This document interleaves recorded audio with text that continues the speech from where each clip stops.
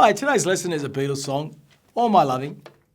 In this particular example, I've changed the key, simplified it a little bit, but I've introduced some new chords, a lot harder, but also some little changes, pivoting between chords, which is something that's going to make you play a lot faster and smoother.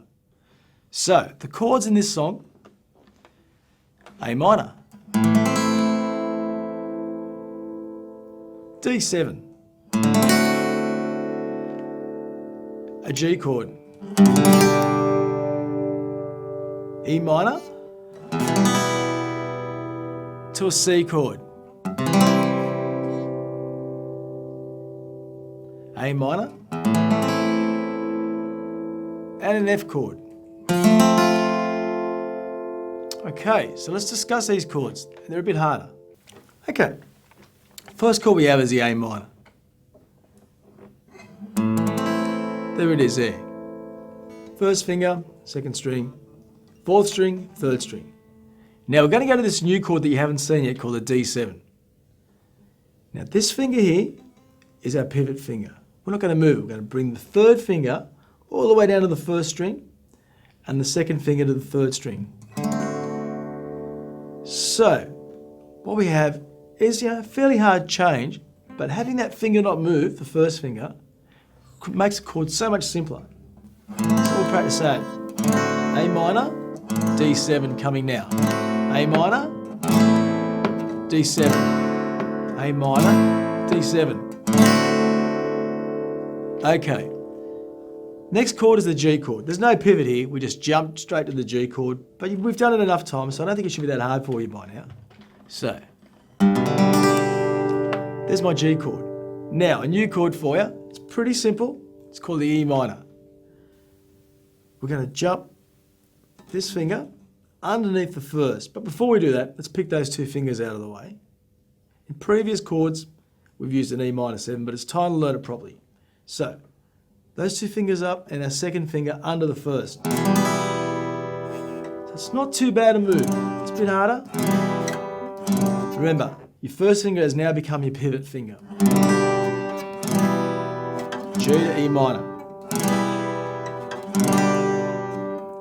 Okay, now that we've come as far as the E minor, we're going to go to a C chord. This is a new one for you. You've been playing C add 9 normally, but now we're going to learn the proper C, which is a little bit harder. So our first finger goes down to the second string, first fret, and we drop our third finger on the third fret of the fifth string. Now, from that E minor chord to the C chord, our second finger has now become the pivot finger. So E minor, C. That's going to make your changes so much quicker. Okay, let's backtrack a little bit. From the G chord to the E minor, our first finger was a pivot. And now our second finger becomes a pivot.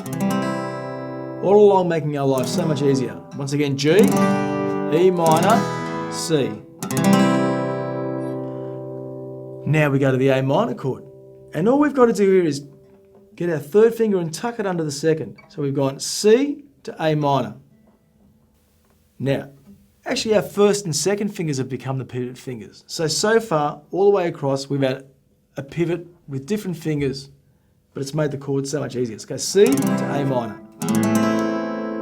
Okay, so we've got G, pivoting with our first to E minor, pivoting with our second to C, and then tucking our third finger underneath for the A minor.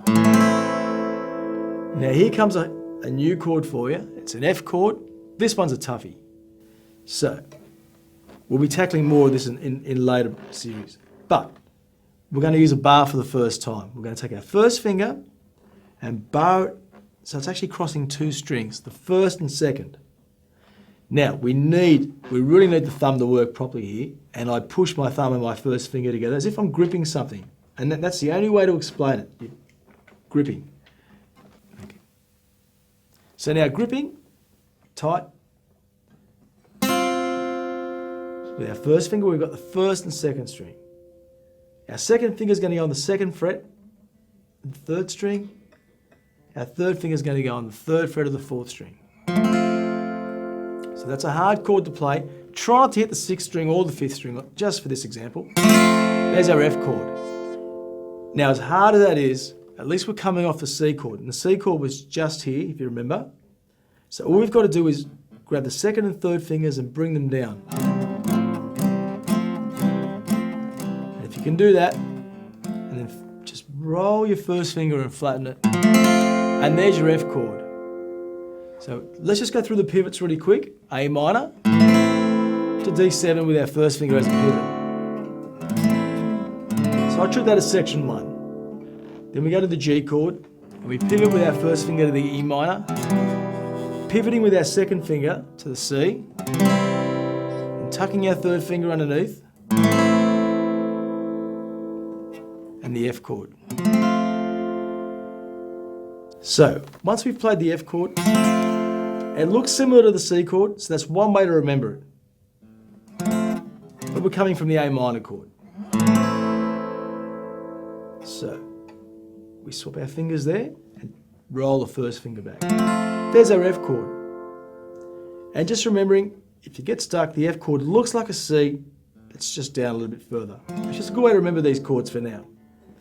Okay, let's play through these changes, nice and slow, getting our pivots happening and our chord changes. So we've got a whole bar on these chords. The actual song's got a triplet feel, but we'll just play it straight for now.